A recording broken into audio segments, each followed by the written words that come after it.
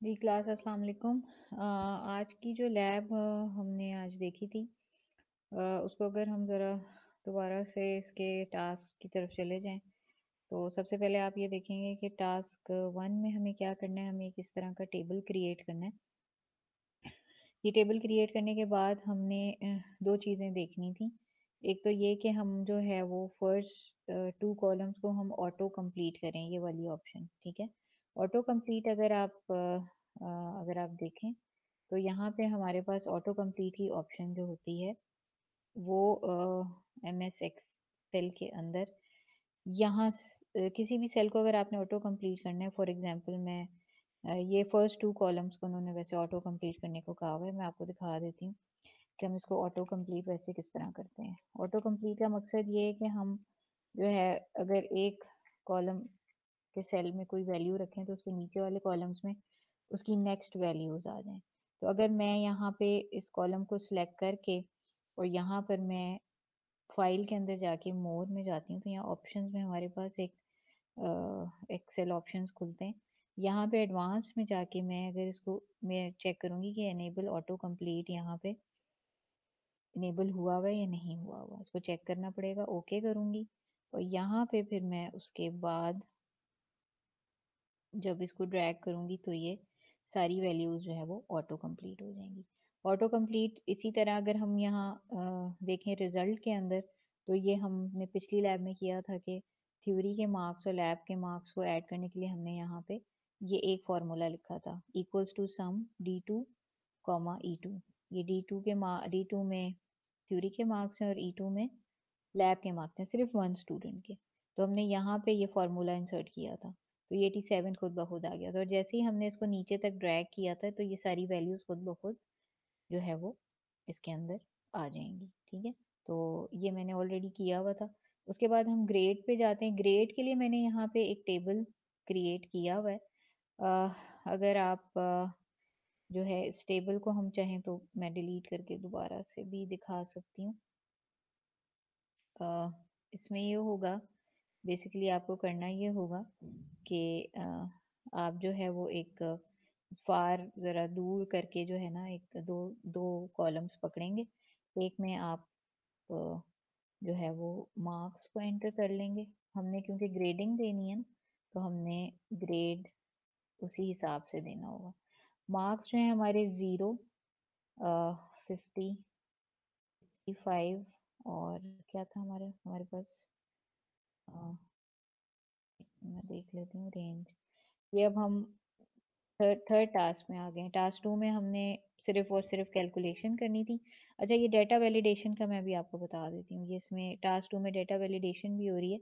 ये किस तरह हो रही है मैं आपको बता देती हूँ। पहले हम जरा ग्रेड का टेबल बना लें। 80 और ये 90।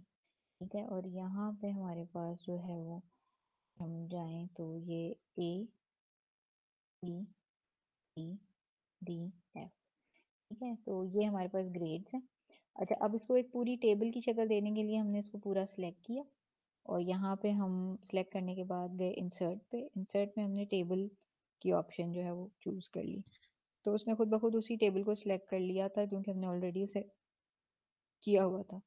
उसको हमने यहाँ पे जैसे ही ओके किया, यहाँ पे एक टेबल ये खुद ब खुद क्रिएट हो गया। ये अब एक सेपरेट टेबल है शीट के अंदर। इसको इसने टेबल 2 का नाम दिया हुआ।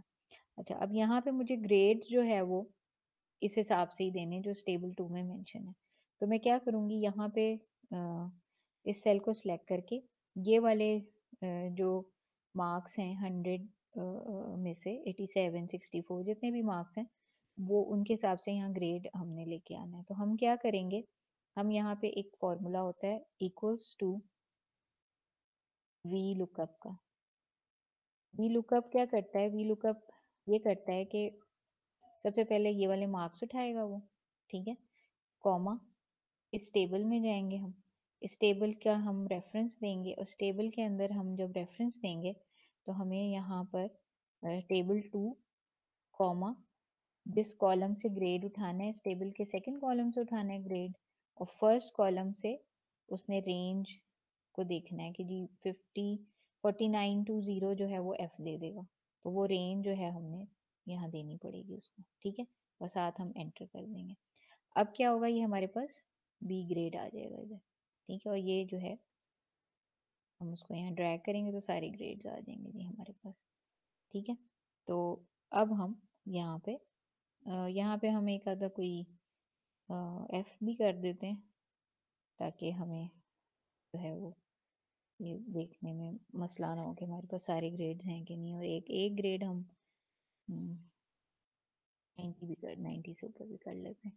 अच्छा, इसके बाद हम क्या करेंगे, इसके बाद हम ये करेंगे, मैंने डेटा वैलिडेशन का आपको बताना था, टास्क 2 में डेटा वैलिडेशन की बात हो रही है, ये सॉरी ये वाली, कि हमने जो है ना जैसे जो टोटल मार्क्स है ना उसकी डेटा 100 से ऊपर ना हो, उसके लिए हम डेटा वैलिडेशन करते हैं। उसके लिए हम क्या करेंगे कि इस सेल के ऊपर, या इसको हम पूरे को सिलेक्ट कर लेंगे और यहाँ पे डेटा वैलिडेशन अप्लाई करेंगे। इसको पूरा सिलेक्ट करने के बाद डेटा पे जाएंगे, डेटा वैलिडेशन पे जाएंगे, और यहाँ पे हम जो है होल नंबर, यहाँ से कोई भी एनी नंबर की वैल्यू शायद आ रही हो, आप यहाँ से होल नंबर सेलेक्ट करेंगे और वो डेटा बिटवीन 0 to 100 यहाँ ऑलरेडी मैंने किया हुआ है, तो उसको जो है हम यहाँ से मैं आपको दिखा देती हूँ, बिटवीन 0 to 100 जो है ये डाटा इसको वैलिडेट करेगा। अगर आप 0 से कम या 100 से ज़्यादा डाटा एंटर करने की कोशिश करेंगे तो वो आपको एरर दे देगा इसमें, ठीक है, कि ये आप एंट्री नहीं कर सकते।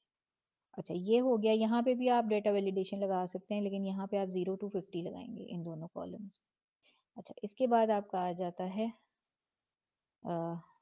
ये लुकअप थर्ड टास्क हो गया। फिर इफ़ की कंडीशन जो है वो लगानी है हमने, कि इफ़ पास या फेल वाली कंडीशन। तो उसमें हमने क्या करना है, सॉरी, उसमें हमें जो है वो हमारे पास ये इफ़ की कंडीशन है।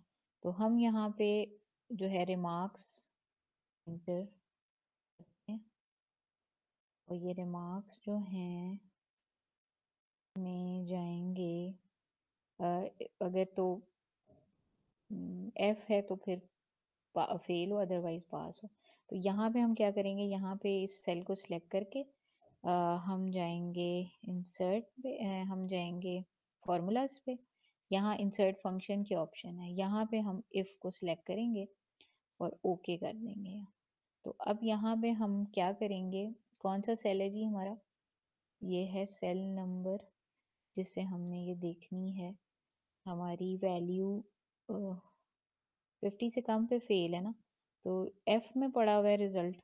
तो एफ अगर तो हमारे पास F2 इज लेस देन 50, तो क्या होगा, अगर तो ये ट्रू होती है तो ये फेल है, अगर ये कंडीशन, और अगर ये फॉल्स है तो ये पास, ठीक है। तो अब हम देखते हैं कि ये कंडीशन सही हो रही है या नहीं। अच्छा, ठीक है, यहाँ पे आप देखिए एक फेल है, बाकी सब पास है। ये हो गया हमारा टास्क नंबर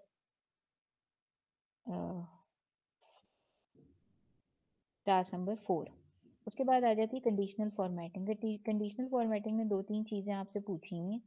एक चीज़ अब मैं आपको बता देती हूँ, उसके अंदर जो है वो आपको दो चीज़ें कही हुई हैं डालने के लिए। एक तो कलर्स कहे हुए हैं कि जी जिनके मार्क्स जो हैं वो 90 से ऊपर हों वो ग्रीन कर दें, जिनके 85 से ऊपर हैं वो येलो हो जाएं, और जिनके उससे कम है वो रेड की रेंज में आ जाए, ठीक है। रेंजेस हम बहुत ज़्यादा दे सकते हैं, जितनी मर्जी चाहें हम दे सकते हैं, ठीक है। अच्छा, अब हमें उसके लिए क्या करना, मजीद रेंजेस भी हैं। अगर जैसे किसी के 75, यहाँ पे इन्होंने देखिए 90 से ऊपर डार्क ग्रीन है, उससे जो ज़रा कम है वो लाइट ग्रीन में है, उससे ज़्यादा कम जो है वो और थोड़े लाइट ग्रीन में, येलो दो हैं, पिंक और रेड की रेंज भी ज़्यादा दी हुई। तो आप जितनी मर्जी चाहे इसमें कंडीशनल फॉर्मेटिंग के थ्रू रेंजेस दे सकते हैं। मैं आपको तीन बता देती हूँ, ठीक है, आप जितनी मर्जी ऐड कर लें। आप क्या करेंगे, यहाँ पे जाएंगे और इसको कंप्लीट सेलेक्ट करेंगे, और यहाँ पे सिलेक्ट करने के बाद होम के अंदर ये एक कंडीशनल फॉर्मेटिंग की ऑप्शन है, इसमें आप ऐसा करेंगे, आप जाएंगे न्यू रूल्स के ऊपर, आप एक न्यू रूल सेट करेंगे। वो न्यू रूल सबसे पहले एक फार्मूला, कई जितने मर्जी फार्मूलाज आप उसके अंदर दे सकते हैं। पहला फार्मूला जो है मैं दे देती हूँ कि यहाँ पर F2 के अंदर, वो क्योंकि F2 से लेके F11 तक है ना हमारे पास, तो वो खुद ही उठा लेगा रेंज। इसके इसमें हम ये करेंगे कि F2 अगर less than equal less than 50 होता है तो क्या हो जाए, हमारे पास ये कलर इसका रेड हो जाए। ठीक है, और इसको हम ओके कर देते हैं।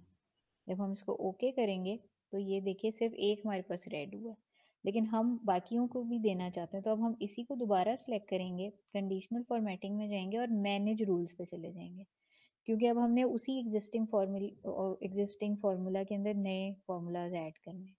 तो न्यू रूल में देखिए आपका वो फार्मूला खुल गया जो इस वक्त करेंटली सिलेक्शन के अंदर एक फार्मूला है। अब इसके अंदर मैं न्यू रूल डालना चाहती हूँ।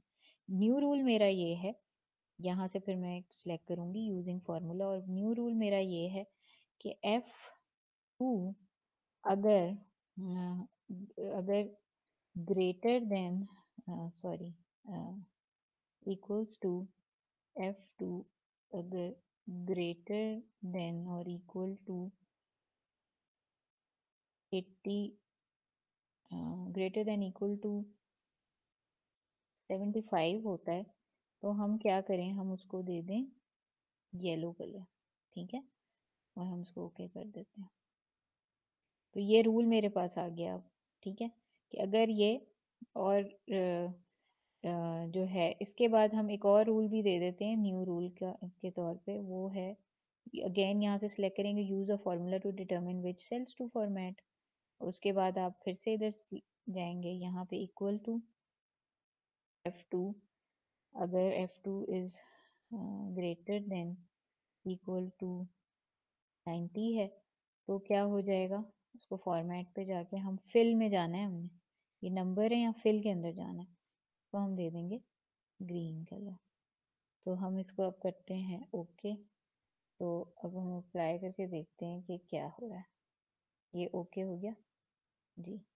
अच्छा, यहाँ पर वी हैव दिस 80 90 से ऊपर तो ग्रीन दे दिया है उसने, और ये बीच में 64 का क्या इशू है, लेट मी जस्ट चेक। 80 पे भी वही कर रहा है। 60 की रेंज में क्या प्रॉब्लम आ रही है। अच्छा, इसको हम एक चीज़ और करते हैं, वो ये कि हम मैनेज रूल्स में दोबारा जाते हैं और इसको हम करते हैं आ, ये टू स्टॉप F2 करेंगे तो वहीं रुक जाए वो। ठीक है, और मतलब फर्दर फिर ग्रीन ना करे। आ, आ, ये भी हम कर देंगे और इसका हम दोबारा अप्लाई करते हैं।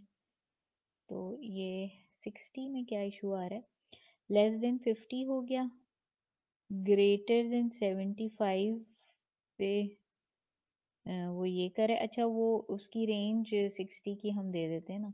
ठीक है, ठीक है, 75 से ग्रेटर पे वो येलो है। ठीक है, और अगर वो ग्रेटर देन 50 होता है तो हम उसको कोई और कलर दे देते हैं ना।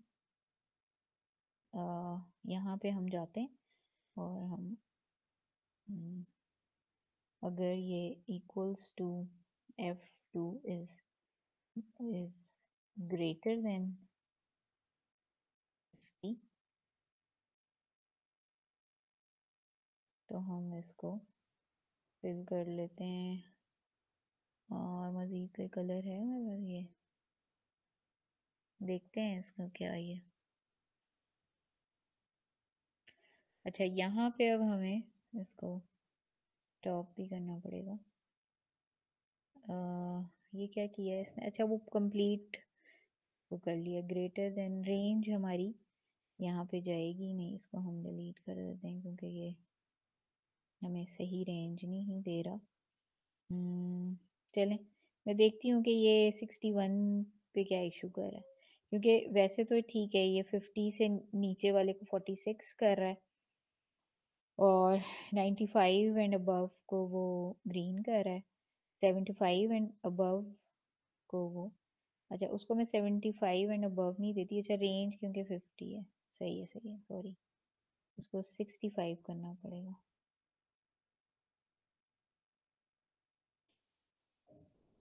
हम्म, या 50 करना पड़ेगा बिकॉज जी ये रेंज गलत दी हुई है, क्योंकि वो 50 से कम पे तो फिर येलो ही करे ना सबको, ग्रेटर देन और ग्रेटर देन 50 है, तो फिर ये इक्वल टू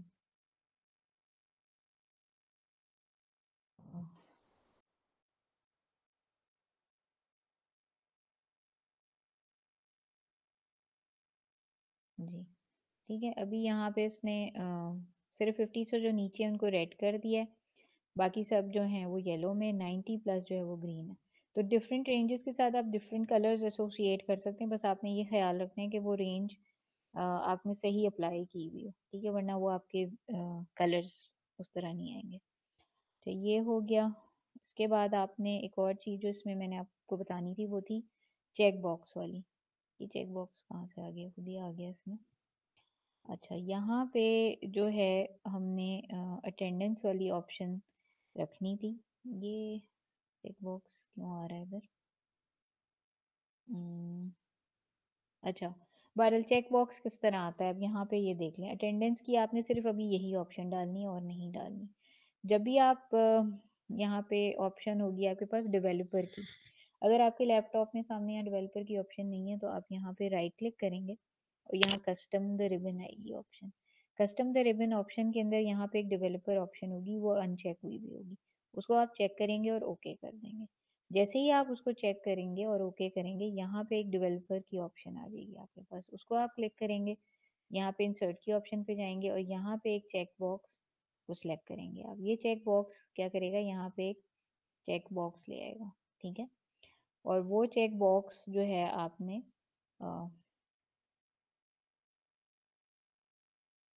सिलेक्ट करना है। यहाँ पे आई डोंट नो ये चेक बॉक्स क्यों आ रहा है, देखना पड़ेगा ये मुझे। बहरहाल जब भी आप इस चेक बॉक्स को सिलेक्ट करेंगे तो जो भी ऑप्शन होगी, अटेंडेंस की ऑप्शन है ये बेसिकली, तो उसके बाद आपने क्या करना है, यहाँ पे आना है और यही सब पे जो है आप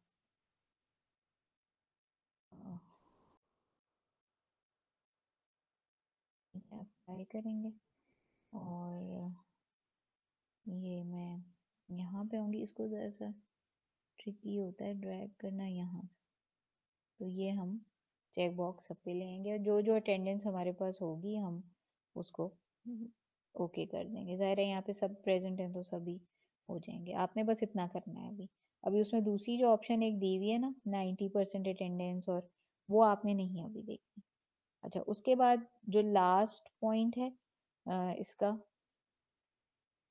उसमें आपने, मैंने आपको बताया था कि आपने वो कैसे करना है, ये ड्रॉप डाउन मेन्यू लिस्ट कैसे लेके आनी है, वो मैंने आपको उस दिन भी बताया था, बारह मैं दोबारा बता देती हूँ। यहाँ पे सपोज हमने इस स्टूडेंट का जो है वो उसकी उसकी डिग्री या उसका जो सेमेस्टर है वो भी मेंशन करना है। सपोज मैं यहाँ पे करना चाहती हूँ तो मैं एक यहाँ पे इंसर्ट करूँगी, ठीक है, इसको सिलेक्ट करके चलें यहाँ पे कर लिया मैंने। यहाँ पे जब मैंने इंसर्ट करना है तो उसकी मैंने यहाँ डिग्री बतानी है, आप किसी भी कॉलम में बता सकते हैं। इन्होंने एंड में की हुई है, एंड में हमारे पास जगह का की कमी है, हमने टेबल बनाया हुआ है, तो आप यहाँ पे कर लें। इन्होंने वैसे जेंडर भी यहाँ पे मेंशन की हुई है, तो आप ये भी कर सकते हैं, ठीक है। तो खैर अभी यहाँ जेंडर इसलिए की हुई है कि वो हमें आगे लास्ट टास्क जो है ना वो इसी हिसाब से करना है, तो इसलिए हम जेंडर भी इन्होंने की हुई है। तो ये हो गया। अच्छा यहाँ पे जब आप इधर से इसकी डिग्री को वो करना चाहेंगे तो यहाँ पे कॉलम को वो करके, और उसके बाद यहाँ पे आप होम में जाएंगे, होम के अंदर अगेन नहीं सॉरी डेटा में जाएंगे और डेटा वैलिडेशन को क्लिक करके यहाँ पे आप लिस्ट को क्लिक करेंगे और हमने कॉलम मेरे ख्याल है गलत सेलेक्ट किया हुआ, ये है, ये इसका डिग्री या उसका बैच कह लें, इस कॉलम में फिर वो आएगी। और यहाँ पे हम डेटा वैलिडेशन में जाके लिस्ट को सिलेक्ट करेंगे और लिस्ट में हमारे पास जितनी भी सोर्सेज हमने ऐड करनी है, सपोज BPH है, BCS है, BSEE है,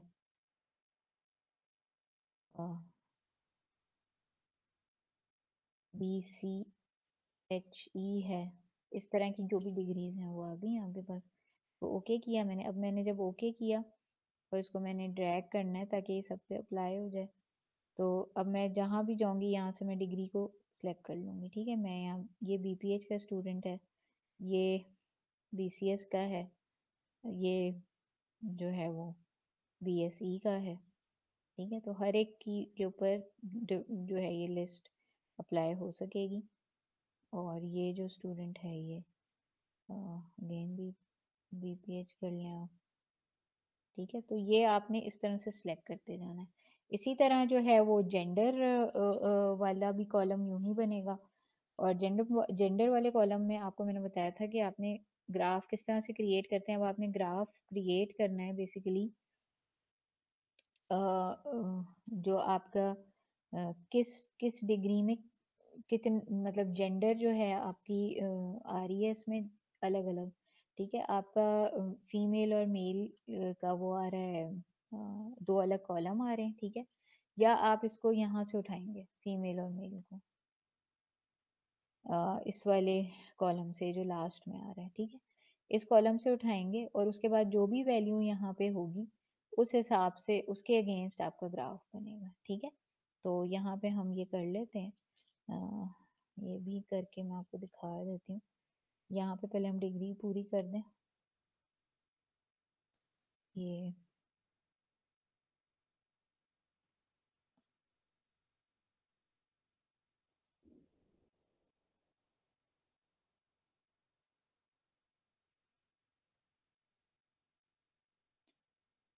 हमें ये देखना है कि किस डिग्री में कितनी फीमेल कितने मेल स्टूडेंट्स हैं। तो अब हम यहाँ पे एक इंसर्ट करते हैं और यहाँ पे हम जेंडर देख लेते हैं।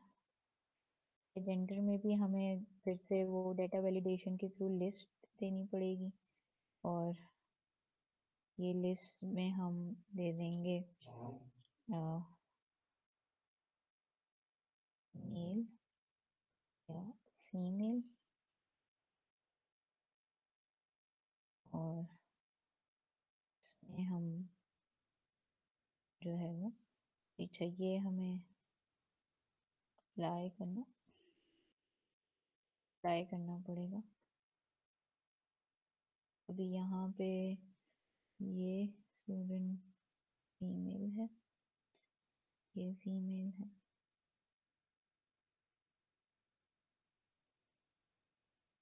जी, ठीक है, तो यहाँ पे जो है वो इस तरह आ गया हमारे पास। अब हमने इन दो